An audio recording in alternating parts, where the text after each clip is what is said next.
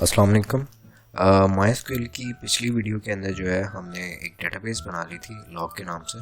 ठीक है, आज हम जो है इसी से आगे कंटिन्यू करेंगे। हम दो टेबल्स बनाएंगे माइस्क्यूएल के अंदर और उसके बाद जो है हम उसके अंदर दो डिफरेंट मेथड्स देखेंगे कि हम दो डिफरेंट मेथड से जो है वो टेबल के अंदर डाटा कैसे इंसर्ट कर सकते हैं। तो आप ये लाइन लिखी रहने दें या आप जो है उसको रिमूव कर दें, कोई वो इससे फ़र्क नहीं पड़ेगा। ठीक है, फ़िलहाल के लिए जो है मैं इसको रिमूव कर देता हूँ। यहाँ पे मेरे पास स्कीमा के अंदर जो है वो लॉग नाम की एक डेटाबेस आ गई है।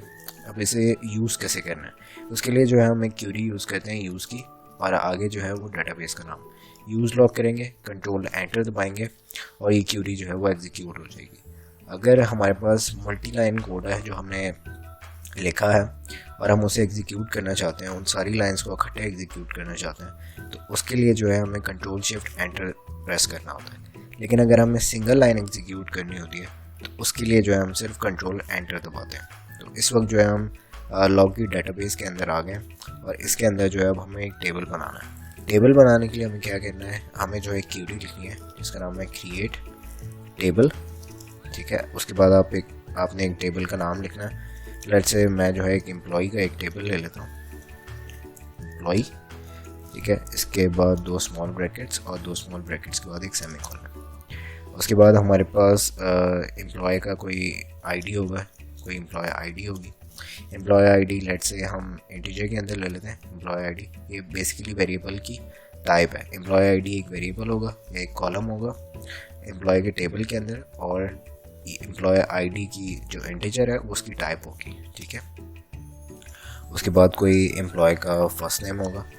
फर्स्ट नेम जो है हम वेरिएबल कैरेक्टर के अंदर ले लेते हैं। इसकी जो है आपने लिमिट जो है वो 20 लिख देते हैं। ठीक है, यानी वो 20 कैरेक्टर्स जो है वो अपने अंदर स्टोर करवा सकता है। उसके बाद एम्प्लॉय का लास्ट नेम होगा।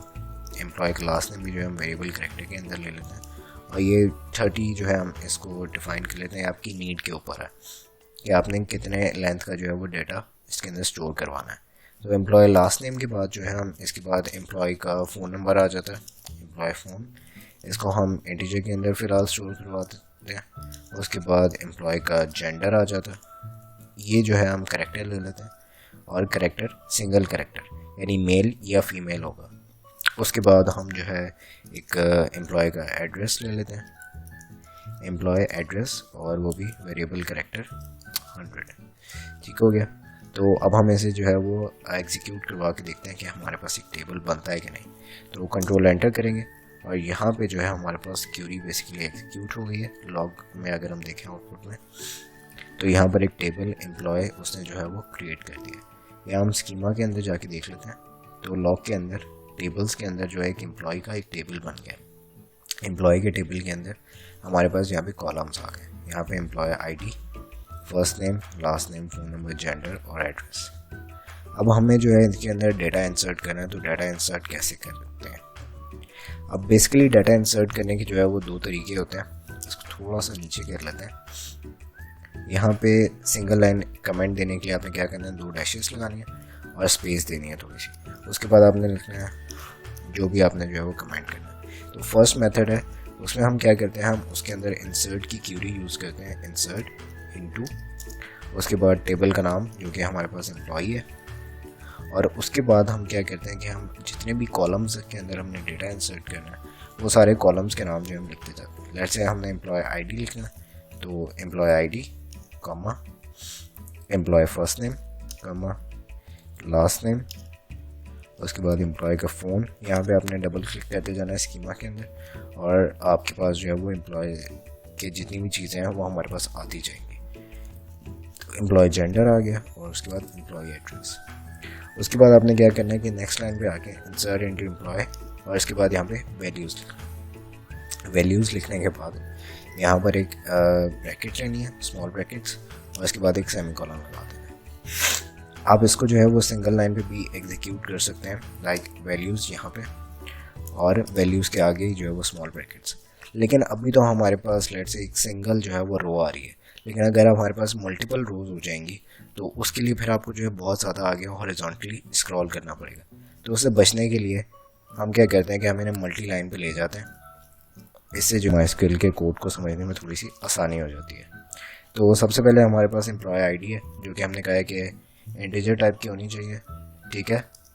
तो यहाँ पे 1, उसके बाद एम्प्लॉय का फर्स्ट नेम, लेट्स से हम यहाँ पे जुवेनाइल डाल देते हैं। उसके बाद एम्प्लॉय का लास्ट नेम, जो कि हम टीचर्स डाल देते हैं, ठीक है।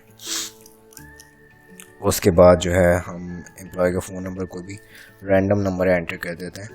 उसके बाद एम्प्लॉय का जेंडर है, जो कि हम मेल ले लेते हैं, और एम्प्लॉय का कोई एड्रेस है, वो भी हम कोई रैंडम सा एड्रेस ले लेते हैं, ठीक है। तो हम इसको एंटर करवा के देखते हैं कि क्यूरी एग्जीक्यूट होती है कि नहीं। ओके, तो हमारे पास बेसिकली जो है फ़ोन के अंदर जो हमने कुछ ज़्यादा ही नंबर्स एंटर कर दिए। इसको थोड़ा सा कम कर देते हैं और दोबारा एग्जीक्यूट करते हैं। तो यहाँ पे जो है हमारे पास क्यूरी एग्जीक्यूट हो गई है और डाटा स्टोर हो गया।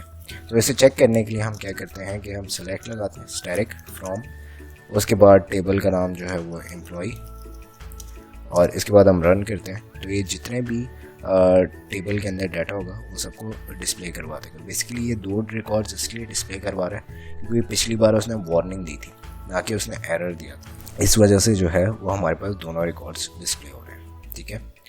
उसके बाद हमारे पास दूसरा मेथड आ जाता है, इसको इधर ही रहने देते हैं, और यहाँ पे सेकंड मेथड जो है हमारे पास, उसमें आपने क्या करना होता है, इसको मैं सेम डाटा कॉपी कर लेता हूँ, और यहाँ पे क्या होता है कि आपको जो है वो कॉलम्स के नेम नहीं देने पड़ते हैं, सिंपली इसको हम रिमूव करेंगे। और अगर मैं ऐसे ही डाटा एंटर करूँ तो डाटा एंटर हो गया। अब अगर हम इसे सेलेक्ट स्टैटिक फ्रॉम एम्प्लॉय को रन करके देखें तो थर्ड डाटा भी जो है हमारे पास वैसे ही एंटर हो गया। तो आज की वीडियो जो है वो बस यहीं तक थी। अगली वीडियो में मिलेंगे। अगर कोई भी सवाल हो तो ज़रूर पूछिएगा। अपना ख्याल रखिएगा। अल्लाह हाफ़िज़।